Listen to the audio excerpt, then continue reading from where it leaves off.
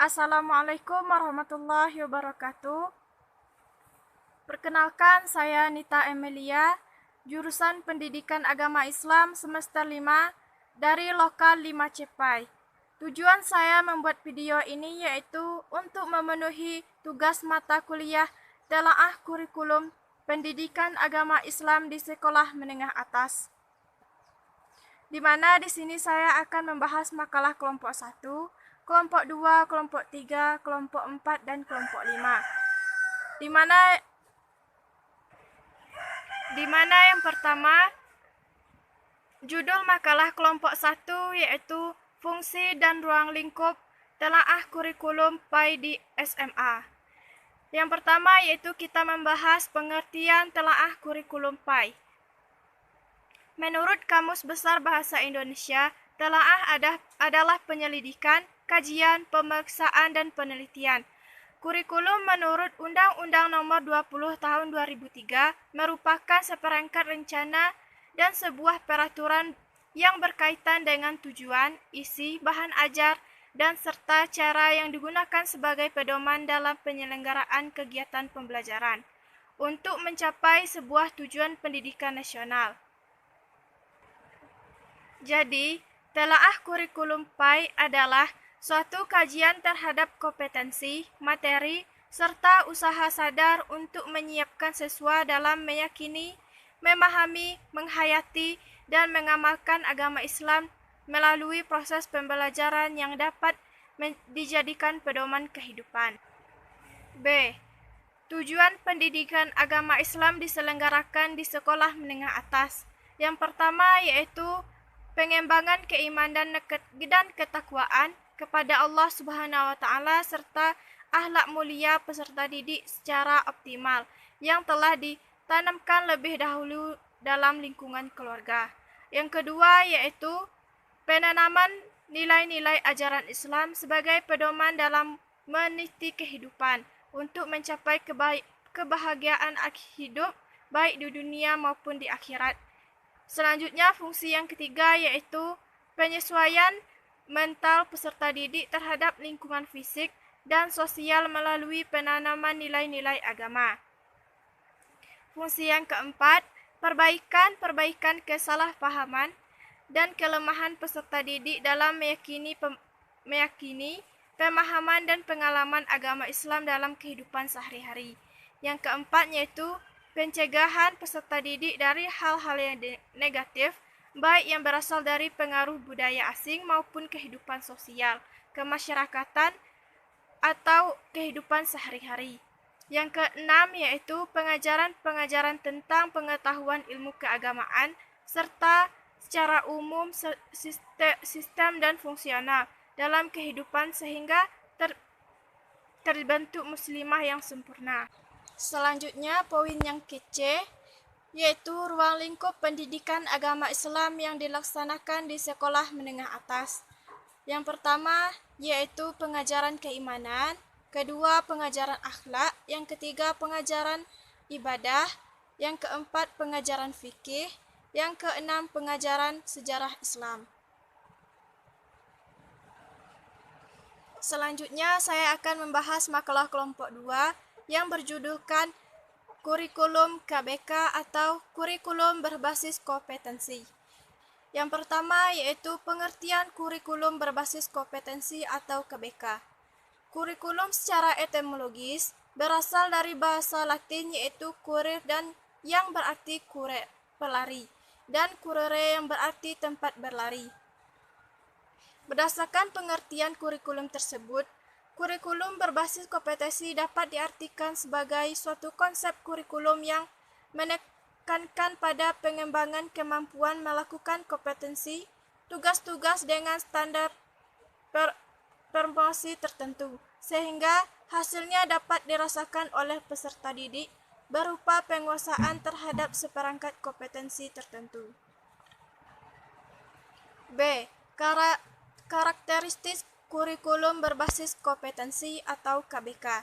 Kurikulum berbasis kompetensi atau KBK atau kurikulum 2004 adalah kurikulum dalam dunia pendidikan di Indonesia yang mulai diterapkan sejak tahun 2004, walau sudah ada sekolah yang mulai menggunakan kurikulum ini sejak sebelum diterapkannya. Secara materi, sebenarnya kurikulum ini tidak berbeda dari kurikulum 1994, perbedaannya hanya pada cara murid belajar saja. Selanjutnya saya akan membahas poin yang ke-C, yaitu komponen utama KBK. Yang pertama yaitu kurikulum hasil belajar atau disebut KHB. Yang kedua yaitu penilaian berbasis kelas atau sering disebut PBK. Yang ketiga yaitu kegiatan belajar mengajar. Yang keempat yaitu pengelolaan kurikulum berbasis sekolah. Selanjutnya saya akan membahas makalah kelompok 3 yang berjudulkan kurikulum KTSP. Yang pertama yaitu pengertian KTSP. KTSP adalah suatu ide tentang pengembangan kurikulum yang diletakkan pada posisi yang paling dekat dengan pembelajaran, yakni sekolah, satuan pendidikan, dan memberikan otonomi yang lebih besar. Di samping menunjukkan sikap tanggap pemerintah terhadap tuntunan masyarakat juga merupakan sarana peningkatan kualitas, efisiensi, dan pemerataan pendidikan.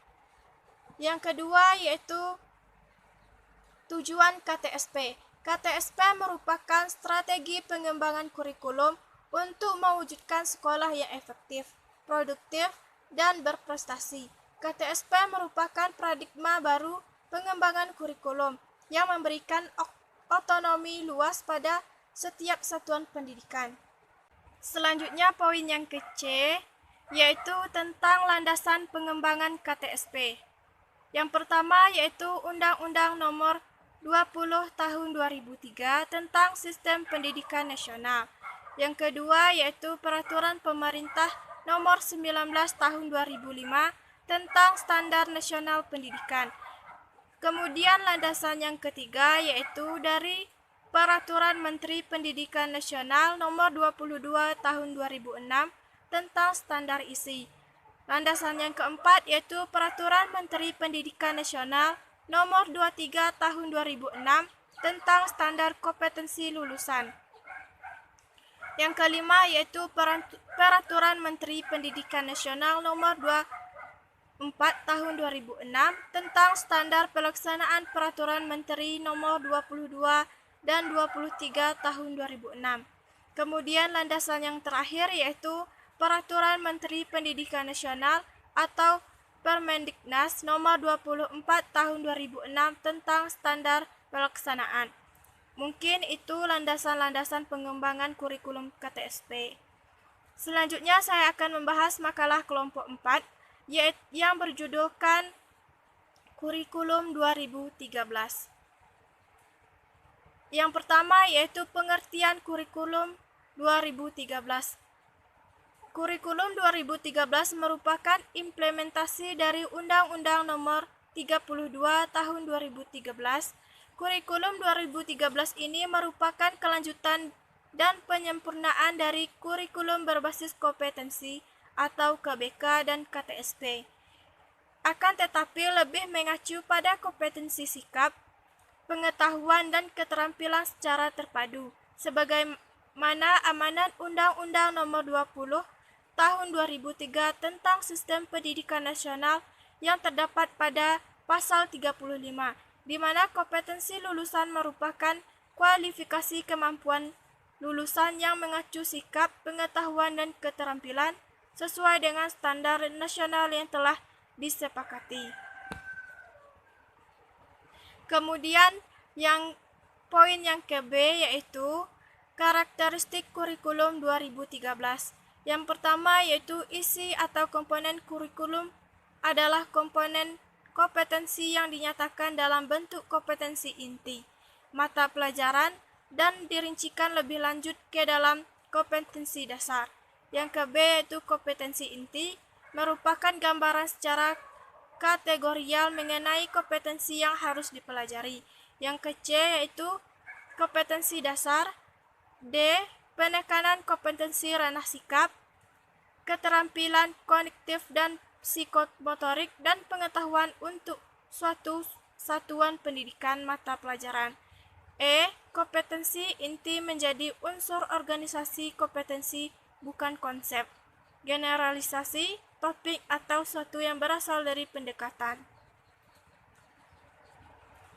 Selanjutnya poin yang ke-C, yaitu kelebihan kurikulum 2013. Yang pertama yaitu lebih menekankan kepada pendidikan karakter. Yang kedua yaitu memungkinkan siswa lebih aktif, inovatif, dan kreatif. Yang ketiga yaitu lebih responsif terhadap fenomena sosial yang ada. Yang keempat yaitu proses penilaian dilakukan dari semua aspek. Yang kelima yaitu lembaga memperoleh pendamping dari pusat. Yang ketujuh, penyediaan fasilitas belajar semakin efisien. Sedangkan kelemahan kurikulum 2013 yaitu guru tidak dilibatkan dalam pembuatan kurikulum 2013.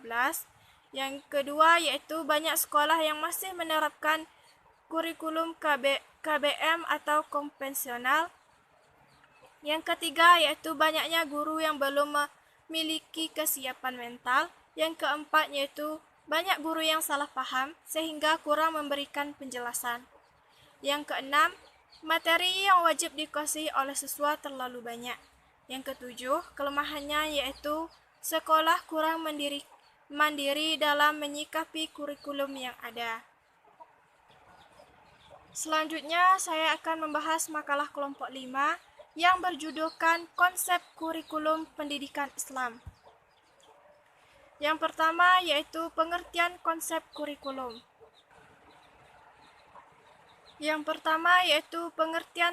kurikulum. Kurikulum dalam pendidikan Islam dikenal dengan manhaj, yang bermakna jalan yang terang atau jalan terang yang dilalui oleh manusia pada sebagian bidang kehidupan. Kurikulum pendidikan Islam dari segi bahasa bermakna jalan yang terang yang dilalui seseorang, baik orang itu guru atau juru latih, atau ayah, atau yang lainnya.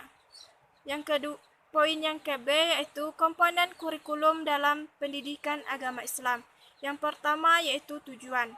Adanya tujuan pendidikan sebagai komponen pertama dari kurikulum adalah sesuatu yang akan dicapai oleh peserta didik melalui proses pendidikan. Tujuan ini meliputi tujuan khusus dan tujuan umum. Yang kedua yaitu materi atau bahan ajar. Yang ketiga yaitu metode pendidikan. Dan yang selanjutnya saya akan membahas poin yang ke-D. Asas-asas kurikulum pendidikan Islam. Yang pertama yaitu asas filsafat. Beberapa sebagai penentu tujuan pendidikan Islam sehingga susunan kurikulum mengandung kebenaran. Yang kedua yaitu asas sosiologi. Berperan untuk memberikan dasar dalam menentukan apa saja yang ada dan akan dipelajari sesuai dengan kebutuhan masyarakat, kebudayaan, pengembangan ilmu, pengetahuan, dan teknologi. Yang ketiga yaitu asas organisatoris, berfungsi untuk memberikan dasar dalam bentuk bagaimana bahan pelajaran itu disusun dan penentuan luas urutan mata pelajaran. Selanjutnya yaitu asas yang keempat, asas yang terakhir, yaitu asas psikologi. Tentang pengembangan anak didik dalam berbagai aspek, serta cara penyampaian bahan pelajaran agar dapat dicerna dan dikuasai oleh anak didik, sesuai dengan tahapan perkembangannya. Mungkin itu saja yang dapat saya sampaikan. Lebih dan kurang saya mohon maaf. Billahi taufiq wal hidayah. Wassalamualaikum warahmatullahi wabarakatuh.